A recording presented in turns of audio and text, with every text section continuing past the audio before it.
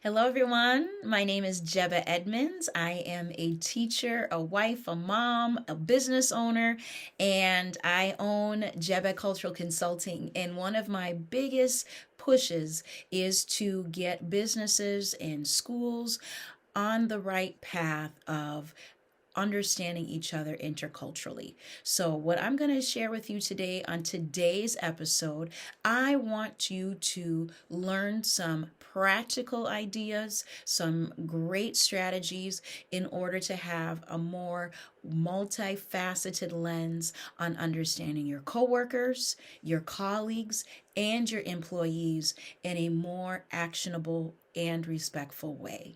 So, let's get started.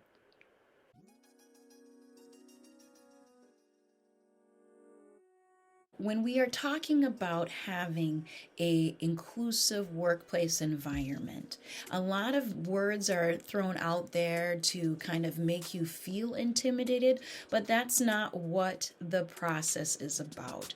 When I'm working with my business clients, my biggest push for them is to find ways of holding themselves accountable and find ways of sustaining this protocol when we move forward. Now, I'm going to just give you a little taste of what I have proposed with my clients.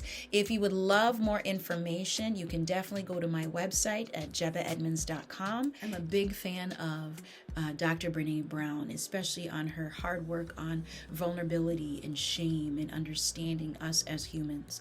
And I really love when she says, I'm here to get it right, not to be right.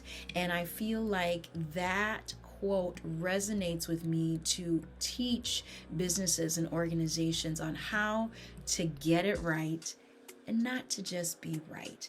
I feel like when we are working together, that notion of, I don't want to offend anybody, or I just want to make it work, I just want to make it right, which is great. But we know that as human beings, it takes time. It takes a lot of self reflection. And when we go through these practices, we need to keep this in mind that we are all human beings. We will stumble. We need to give ourselves some grace, but then we also need to correct our behavior so we're not causing more harm to the people that we work with. A really good thing I want you to focus on when we're talking about an inclusive workplace. You need to think about your own implicit biases and your own actions. How did your life experiences shape you into the person that you are right now? How have the attitudes that you have perceived about different groups of people affect you in your workplace? So those are some questions that I want you to take with you on doing your own self-work, and to also understand that you need to be comfortable with being uncomfortable. This is a very hard subject. This is a very hard way of getting those further, deeper connections with people. And you also have to take into your own account of your own actions and being responsible for what you have done in the past in order to move forward in the future. Now, another thing I want you to keep in mind when you are trying to do the work of being more culturally inclusive is that your colleagues of color are not hired to do the work for you. When it comes to being an ethnic month, when it comes to be a certain subject that comes around in your staff meetings, it is not your employee or colleague of color that is supposed to take the reins and do the work for your office.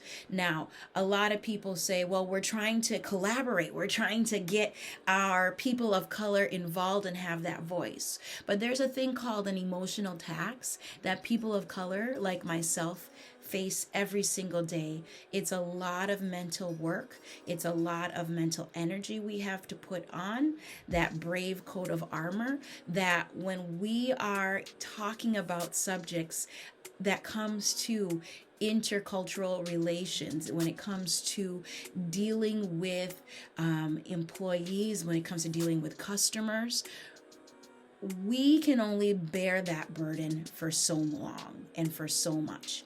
So it is up to businesses, it is up to school districts and administrators to hire out that work of someone who is not exclusively tied into your business, who is not exclusively tied into your school organization.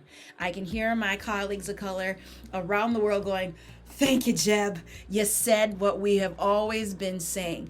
I have been in those situations where we're talking about these instances and they're quick to ask me, "So, Jeb, what do you have for us? What resources do you have for us?" It is not my job to provide those resources if I'm a staff member.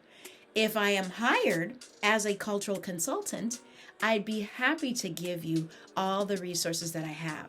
So when you are doing this work as an organization and as a business, do not expect your colleagues of color, your colleagues of those diverse backgrounds to do the work for you to go back and go, "Check, we got that done."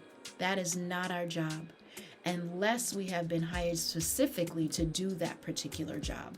And I know 9 times out of 10, we are not. We are not compensated extra for bringing up subject matter or bringing up resources.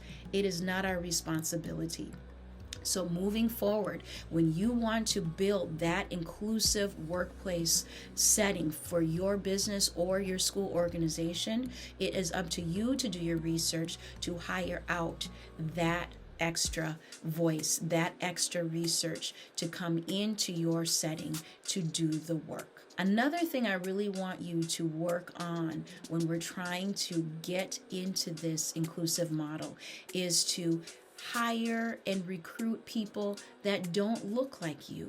Getting those multiple perspectives, getting those life experiences that we all have, but in a multifaceted way, will lead to more innovation. It will lead to more credibility.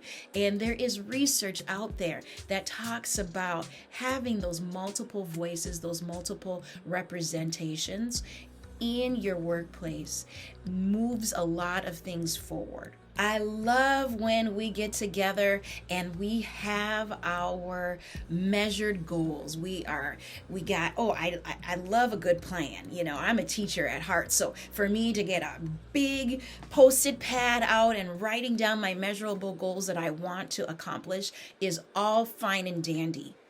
But the thing is, you need to hold yourself accountable to those set goals. You have your goals in place. You need to think about, okay, these are my goals that I want for my organization or my school, but I also need to take it a step further and hold myself and my employees accountable with these set goals.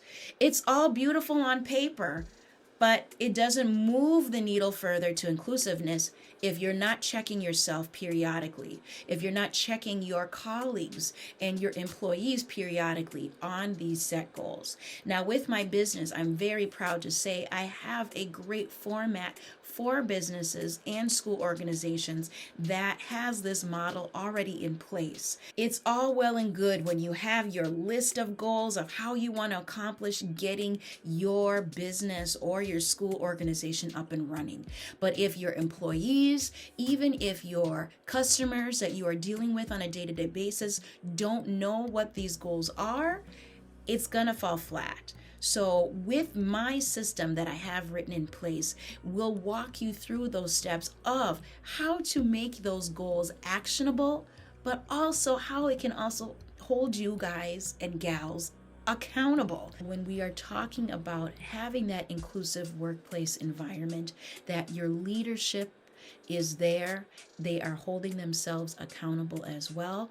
The employees feel like they have a space to go to their leadership if things are not working. You also need to make sure that when you are working together, that you do recruit people that represent all walks of life in your business. There is no excuse anymore of, we're just not that diverse, Jeb. We don't have these people that you are talking about. Here's the thing. We do exist. We are everywhere. I come from a wonderful, proud immigrant Liberian family who grew up in the suburbs of Minnesota. We exist. We have all kinds of people, all walks of life. And even by our face, even if you can't tell our ethnic backgrounds, you have the responsibility of moving forward and including as many people of all walks of life into your business. There is no excuse of, I don't know. I don't know where to begin. I don't know where to start, Jeb. And that's where I'm here for. I am here to get you started.